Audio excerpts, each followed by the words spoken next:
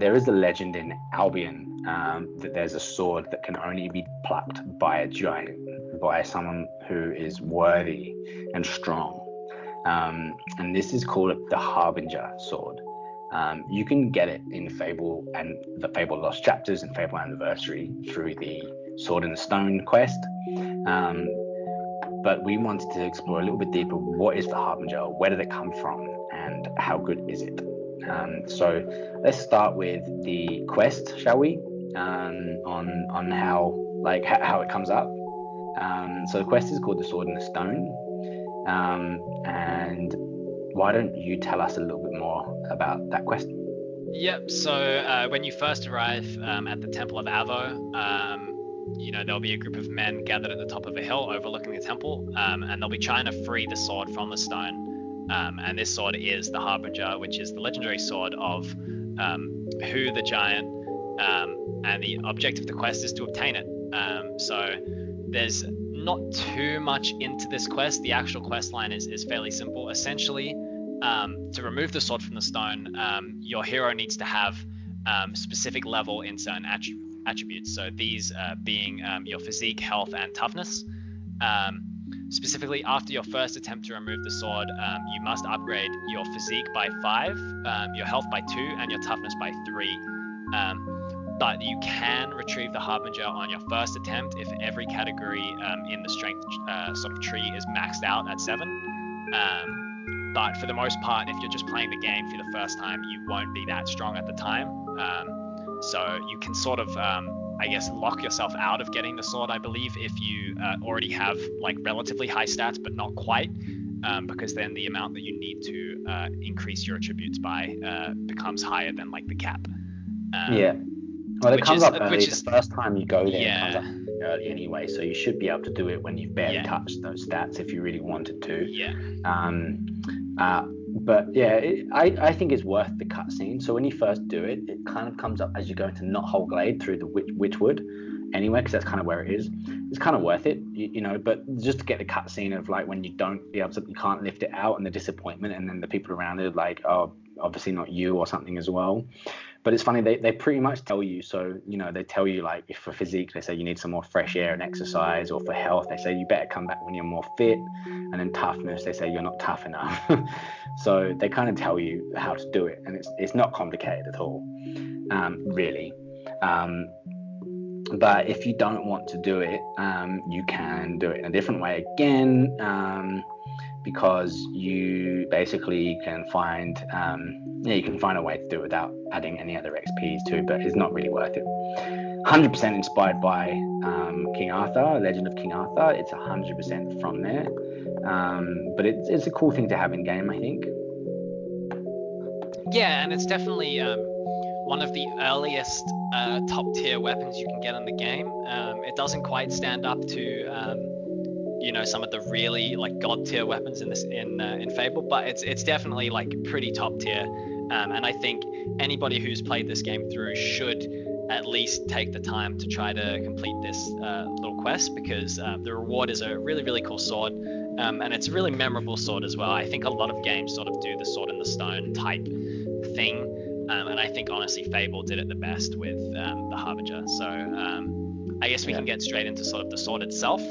Well, look, I've played this game through a lot of times, and I'd say that what I've generally done is this is the sword that I generally have right up until Sword of Aeons or Avos tier. And when I try and do it is I want to have it by the arena, because that's when you really need to use your sword a lot. So when you do it, when you go there, go as early as you can, get it done when you've got when you've done 0 on all of those upgrades, basically, so it makes it much easier, and then you can just upgrade as soon as you've done that. You start your upgrade process and then get it as soon as you can, because it's 198 damage compared to say 230 on Sword of Aeons. It doesn't have the same augmentations, but it's a light sword, so you can swing it nice and quickly as well, so it's definitely worth it. As far as the sword itself, obviously we started talking about it a little bit. 198 damage. It's a long sword. Augmentations are sharpening and piercing, which means it does more damage, even through armor. As a bit of a description, it says the long sword was forged by the twins Elder and Essa. After its creation, they used it to cut off each other's hands, making sure that the world would never see another weapon like it. It's just I don't know how they would have cut off each other's hands once one person's had their hands cut off. I'm not sure how you do that. I mean, would you use your feet or your mouth? Like, not really sure if that really works, but okay, cool. Maybe they set up some kind of contraption to drop the sword on all their hands at the same time. I don't know. Yep. So as we said, the location is just near the Temple of Avo. It's up the hill, so you can't really miss it. There's a big crowd around it. Yeah, there's a big crowd around it. They're all sort of attempting to pull it out. Like you really can't miss it when you walk through this area. So as we said, to acquire it, you have to get those stats to the certain levels, as we said.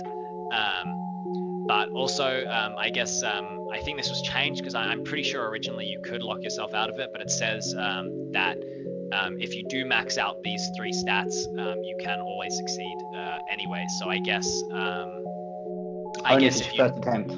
Oh, only on your first attempt. Okay, yeah. So it is what we thought then. You can. It pretty much locks it otherwise. However, like I've never once done that, even by mistake.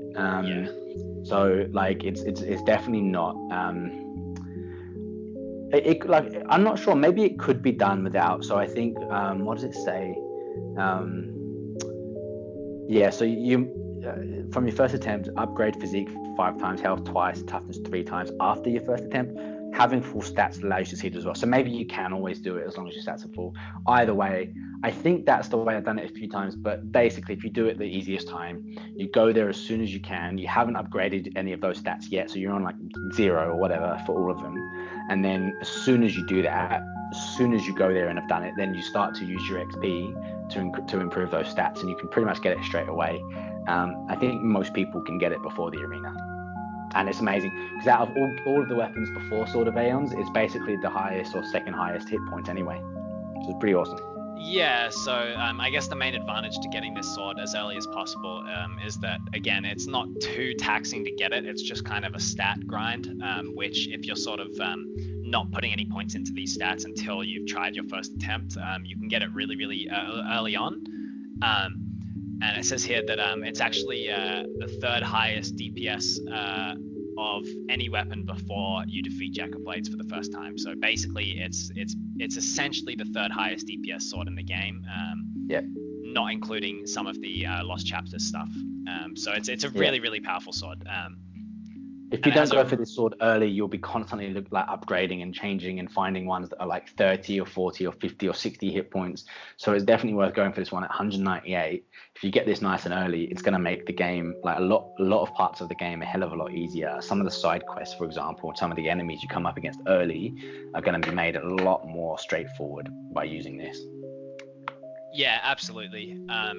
So I guess something I wanted to touch on during this video is just the design of the sword. Honestly, it's actually probably maybe tied for my second favorite design for a sword in the game.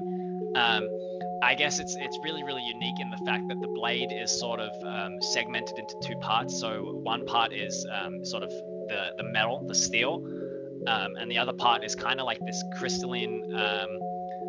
I mean, it looks like crystal. It's kind of like prismatic in terms of its coloration. It's really cool in game, especially if you're playing Anniversary. It sort of sparkles and stuff. I don't know. It's something about it. It just feels really unique, even compared to some of the other late game swords like that we've talked about, like the Avos tier or Sword of Aeons.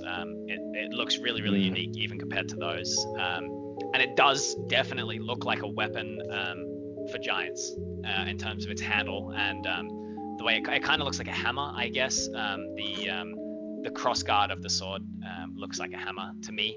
So I don't know. It's just a really, really cool design. I don't like it. I don't like the design personally. There you go. I think it looks like a fish knife from a restaurant, or like a buttering knife, really. For me, a giant's buttering knife. Maybe giant's toothpick or something. I don't know. Look, it's not the ugliest sword in the game. Like, it's obviously a step up from those like standard ones that you buy from the general, like blacksmiths and stuff throughout the game. But like when it was a straight choice between this, sometimes I like it depending on the outfit that you choose. It's like when you're in full armor, like if you get Archon's armor or whatever, or the plate mail armor, like you need to have like an Avos tier or something, or a sort of great sword on your back. or an axe or a hammer or whatever. But when you're in like your like early game sort of armors, taking whatever you can find, it's fine. Yeah, and again, that's kind of its job, is just to carry you to the end game swords. Yes. It's not really expected to be your the sword you end the game on. So, if you're happy to use it for, a good chunk of the game, definitely go for it as soon as you can. And it's not really worth selling either, because it's worth 44,100 gold, which is, I think, about just a little bit more than what you get from actually winning the arena. So there's not actually much point, because what you can get in return for that is not necessarily worth it. Yeah, and as a player that I tend to hoard the sort of unique items that you can't just get duplicates of, and since this is a one-of-a-kind sword, I don't see too much point in selling it off for good. Definitely, I think it's worth keeping, even if you eventually get it replaced. You might as well just store it in your home or something in the post game. Yeah, absolutely. We might talk in the future in another video about Hugh the Giant, who is supposedly one of the main wielders of this sword, as there's not a huge amount in terms of his background, so we might explore a little bit of that. But for now, I mean, Harbinger, Sword in the Stone, it's like Excalibur in terms of, its backstory. Not a huge amount more to say. It's pretty cool. It's a pretty easy one to get as soon as possible.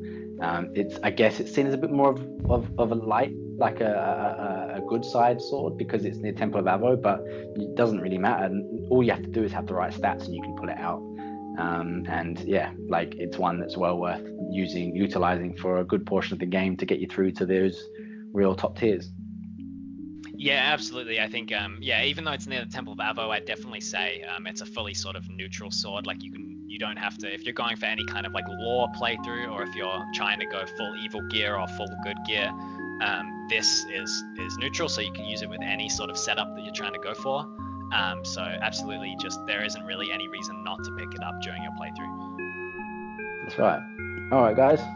In the next video. Bye.